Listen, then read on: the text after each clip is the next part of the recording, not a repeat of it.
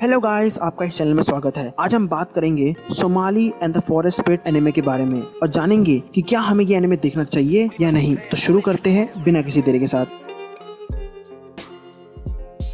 Somali and the forest spirit एक Japanese fantasy anime series है जो Somali and the forest spirit मांगा पर आधारित है। इस मांगा को योको गुरिची के द्वारा लिखा और इलस्ट्रेट किया गया है। इस एनिमे में हमें ये दिखाया गया है कि एक फैंटेसी वर्ल्ड में किसी कारणवश ह्यूमंस और मॉन्स्टर के बीच में सिविल वॉर शुरू हो जाता है और इस सिविल वॉर को मॉन्स्टर्स जीत लेते हैं।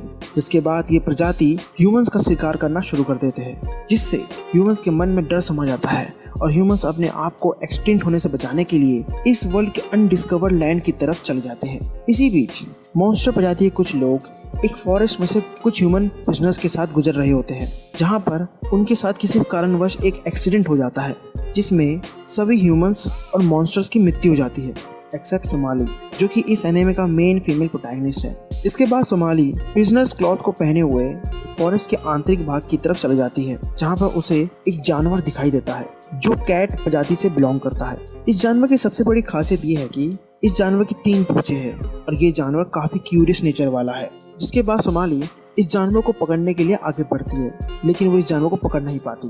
जिसके बाद सोमाली एक पेड़ के नीचे बैठ जाती है। इसी बीच ये कैट लाइक जानवर इस फॉरेस्ट के गार्डियन मतलब कि गोलम कैरेक्टर के पास पहुंचता है और उसे सोमाली कैरेक्टर के बारे में सभी प्रकार की जानकारी प्रदान करता है।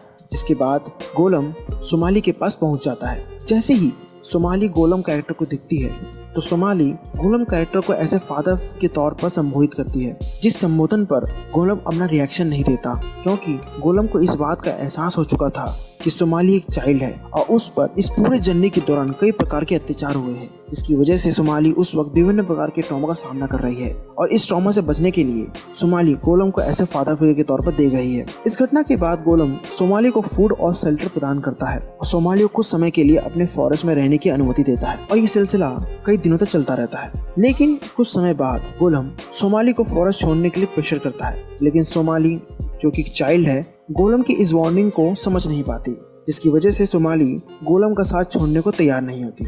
इसी बीच गोलम को भी इस बात का एहसास हो चुका था कि सोमाली अकेले इस फॉरेस्ट में सरवाइव नहीं कर सकती। इसके बाद गोलम मजबूरी में सोमाली को अडॉप्ट कर लेता है और उसका ख्याल रखना शुरू कर देता है, परंतु गोलम इस बात से अवगत है कि उसका लाइफ स्पैन खत्म होने वाला है। इसके बाद गोलम इस निष्कर्ष पर पहुंचता है कि उसे किसी भी तरह सोमाली को सोमाली के लोगों के पास पहुंचाना होगा, क्योंकि यदि उसने ऐसा नहीं किया तो सोमाली इस वर्ल्ड में अपने आप सरवाइव नहीं कर पाएगी। और यहीं से इस एनिमे की कहानी शुरू होती है।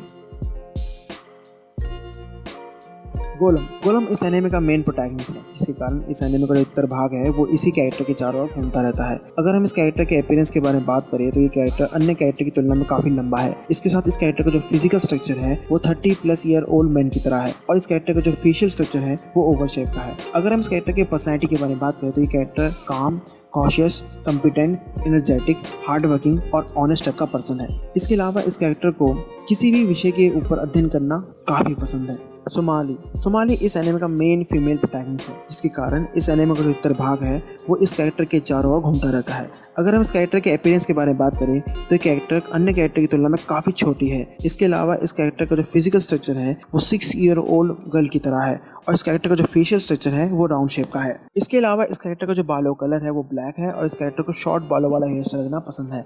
अगर हम इस कैरेक्टर की पर्सनैलिटी के बारे में बात करें तो ये character carefree, cheerful, confident, energetic और फ्रेंडली टाइप का है। इसके अलावा इस कैरेक्टर को कैट्स काफ़ी ज़्यादा पसंद है।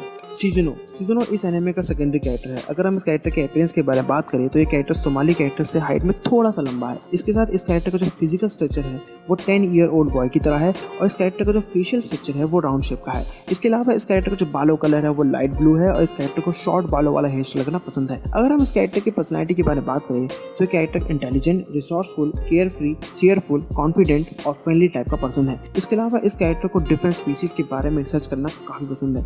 अब बात करते हैं इस एनिमे में दिखाए गए कैरेक्टर्स के कैरेक्टर डेवलपमेंट के बारे में। इस एनिमे मुख्य तौर पर 2 प्राइमरी कैरेक्टर्स है, पहला है सोमाली, दूसरा है गोलम। इसके अलावा इस एनिमे में जितने भी कैरेक्टर्स को दिखाया गया है वो सब या तो सेकेंडरी कैरेक्टर्स है या तो एक्स्ट्रा। और उनका मुख्य उद्देश्य एनिमे की स्टोरी को सपोर्ट करना है, ना कि प्राइमरी कैरेक्टर से कैरेक्टर डेवलपमेंट को, जिसकी वजह से जब भी हम इन कैरेक्टर्स को एनिमे में देखते हैं तो हमें ऐसा लगता है कि इन सभी कैरेक्टर्स ने प्राइमरी कैरेक्टर से कैरेक्टर डेवलपमेंट में कोई खास भूमिका अदा नहीं की है, जो कि एक तरीके से इस एनिमे का डाउन पॉइंट है। लेकिन इस डाउन पॉइंट की वजह से इस एनिमे की स्टोरी है उसमें कोई खास फर्क नहीं पड़ा है, क्योंकि एनिमे की जो स्टोरी है उसका मुख्य उद्देश्य एनिमे की स्टोरी के मैसेज को प्रेजेंट करना है, जो कि इस एनिमे ने बखूबी तरीके से किया है। ऐसा नहीं कि इस एनिमे में कैरेक्टर डेवलपमेंट हुआ नहीं है, जो कि सरासर गलत है, क्योंकि इस एनिमे ने कैरेक्टर डेवलपमेंट के लिए एक अलग तरह के मेथड का इस्तेमाल किया है, जो ट्रेडिशनल कैरेक्टर डेवलपमेंट मेथड्स की तुलना में काफी अलग है, और ये मेथड इस एनिमे के लिए बिल्कुल सटीक है।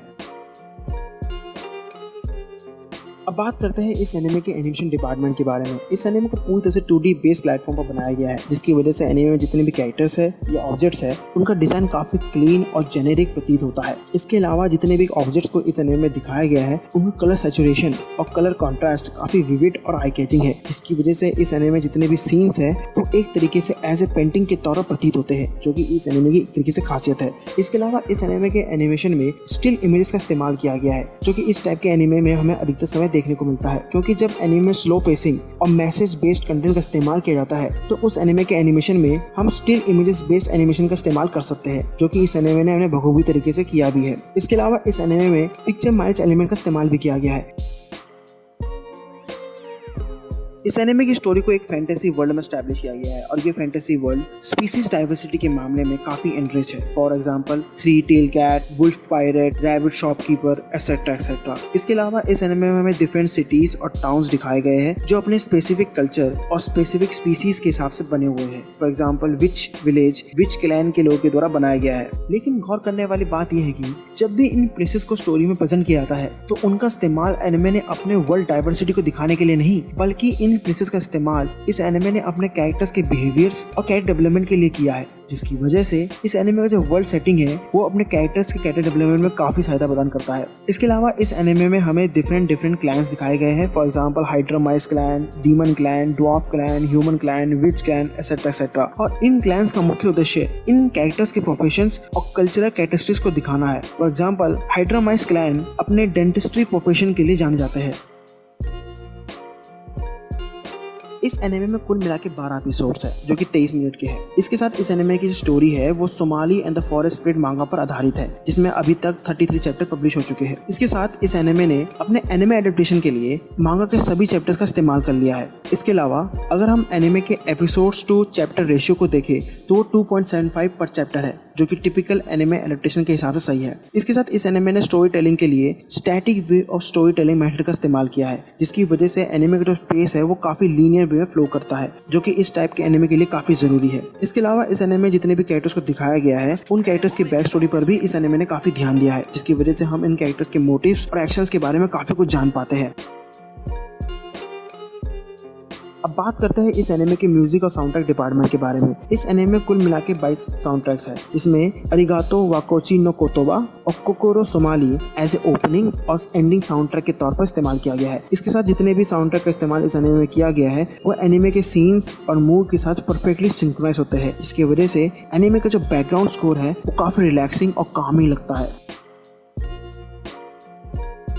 इस एनिमे को देखने के बाद मैं ये कह सकता हूँ कि इस एनिमे में कई ऐसी खासियतें हैं जिसकी वजह से आपको ये एनिमे देखनी चाहिए। सबसे पहली खासियत तो इस एनिमे की ये है कि इस एनिमे ने अपनी कहानी में दिखाए गए मैसेज को काफी इजी और इम्पैक्टफुल तरीके से एनिमे व्यूअर्स के सामने प्रस्तुत किया है, जिसकी वजह से एनिमे की स्टोरी है वो लोगों के दिल में एक तरह से समा जाती है, जो किसी भी एनिमे के लिए बहुत बड़ी बात है। दूसरी खासियत इस एनिमे की ये है कि इस एनिमे ने रिलेशनशिप जैसे मैटर्स को काफी डिटेल में एक्सप्लोर किया है। For example father daughter relationship, mother child relationship, teacher student relationship etcetera etcetera. तीसरी खासियत इस एनिमे की ये है कि इस एनिमे ने वर्ल्ड बिल्डिंग और वर्ल्ड एक्सप्लोरर जैसे कॉन्सेप्ट को काफी अच्छी तरह से एनिमे में एक्सप्लोर किया है, जिसकी वजह से इस एनिमे में दिखाए गए विभिन्न वर्ल्ड्स और स्पेसेस को हम काफी अच्छी तरह से समझ पाते हैं। चौथी खासियत इस एनिमे की ये है कि इस एनिमे के एनिमेशन के दौरान इस्तेमाल किए जाने वाले कलर सैचुरेशन और कलर कॉन्ट्रास्ट को काफी अच्छी तरह से यूटिलाइज किया है, जिसकी वजह से एनिमे का जो पिक्चर विजुअलाइजेशन है वो काफी आई कैचिंग लगता है। इस एनिमे का एक ही डाउन पॉइंट है, वो है इस एनिमे के लिए सोर्स मटेरियल की कमी, क्योंकि इस एनिमे की स्टोरी है आप उसे मल्टीपल सीजन्स के द्वारा कवर कर सकते हो, जो कि इस एनिमे के लिए अब हो नहीं सकता, क्योंकि 2019 में इस एनिमे के सोर्स मटेरियल को यानी कि Somali and the forest spirit मांगा को डिसकंटिन्यू कर दिया गया है, जिसकी वजह से अब हम इस एनिमे के फ्यूचर इटरेशन को और देख नहीं पाएंगे, जो कि मेरे लिए एक सैड न्यूज है। इसलिए मैं आपसे गुजारिश करता हूँ कि आप इस एनिमे को जरूर देखें, क्योंकि ये एनिमे आपके लिए बिल्कुल वर्थ इट है। यदि आपको ये वीडियो पसंद आई तो इस वीडियो को लाइक, शेयर और कमेंट करना ना भूलें। तो मिलते हैं आपसे अगली वीडियो में, तब तक के लिए अलविदा।